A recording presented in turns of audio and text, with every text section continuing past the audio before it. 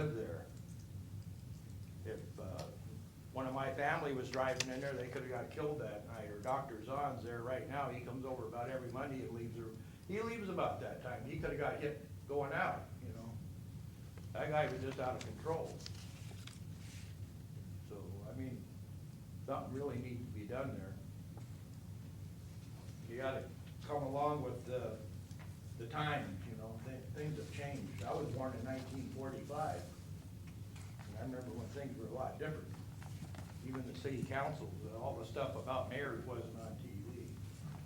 You got Adams in trouble, Lenny in Westland's in trouble. The guy in Silverton, he got in trouble for having the skirts too high last summer with the red hair. I know it's funny, but it's true, he's a mayor. He dresses like a lady. That didn't happen in the 50s. Can I ask I a couldn't see question? Harry Truman talking to Eisenhower and saying, hey, is my skirt too high today? Mr. Nelson, can I ask a quick question, please? I'm What? sorry, where along 32nd are you talking about? 1803 between R and S, but it's the whole thing, down by Schmid's, up above me, it's bad. Well, it's not too bad past J Street for a ways, but when you start getting down into Schmid's, get down in that gully, well, Frank Zahn rode his bicycle there about a year ago from Gauze, and he was scared to go back. Yeah, I said, well, turn down Q Street and come back around. Yeah. You know, he said, and my so- God, that's dangerous. I Did don't- you have a proposed solution, or did you just want to bring the problem forward? Well, I think they should put in a sidewalk and a guardrail Sidewalk along there. and a guard- You need guardrails or something. Like I say, that street hasn't grown with the advancement up on top of the hill, the growth. When things get that big up there, you gotta change other things to go along with it. Like his brother, Sean's brother, your brother's Jeff, isn't he?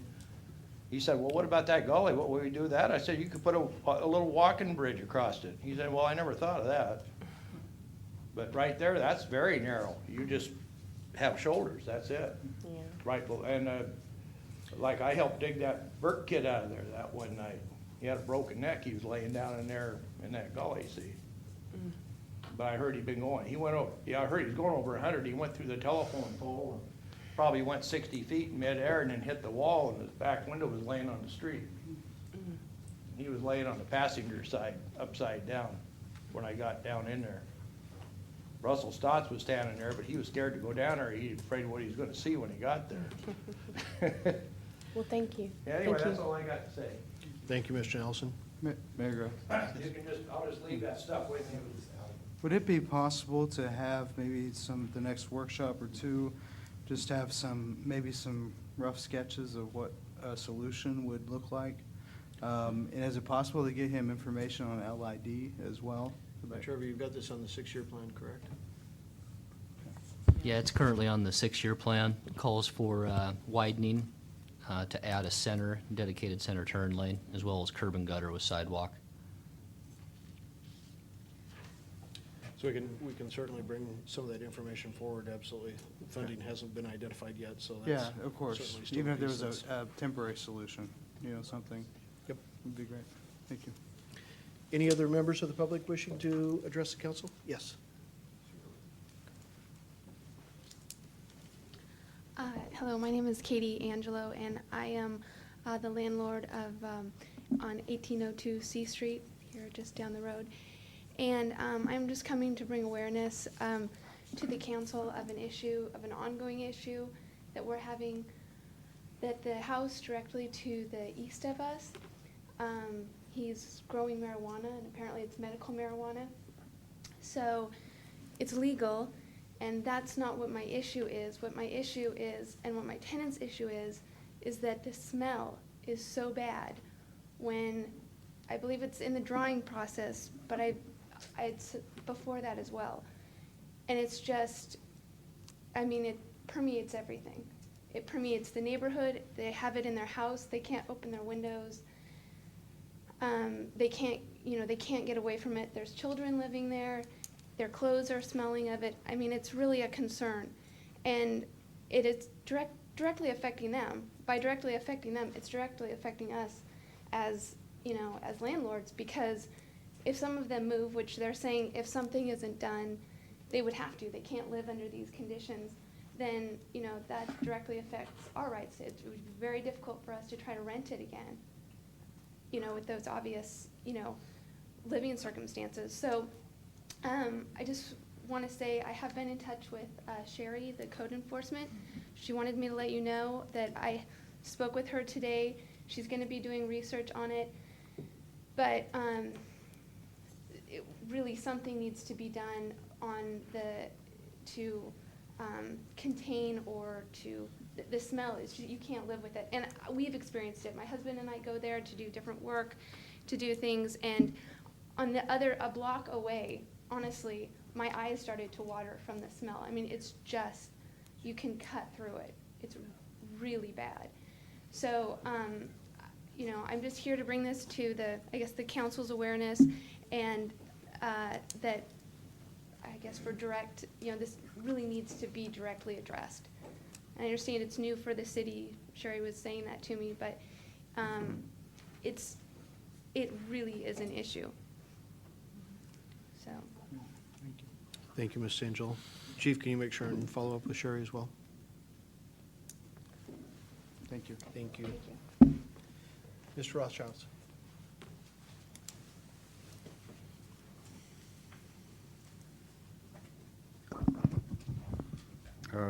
Good evening. My name is Michael Rothschild. I live at 736 Sunset Ridge Drive in Washougal. And first, I'd like to give my recognition and public condolences for philanthropist Ray Hickey, who he's also a Washougal resident. He died last week in Washougal at his home at age of 82.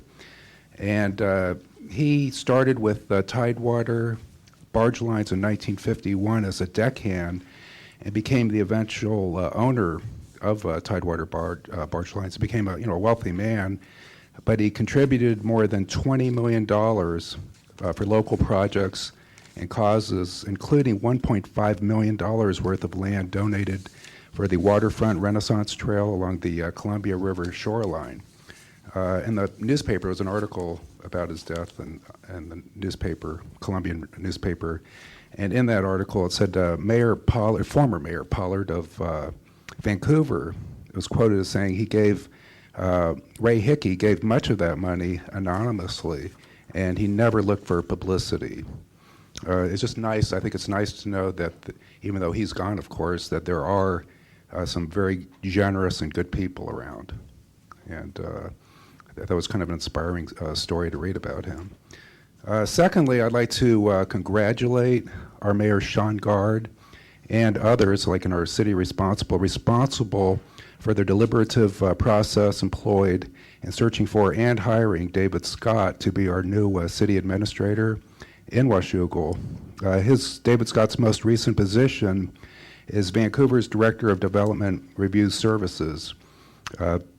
The City Council of Washougal unanimously approved of his appointment.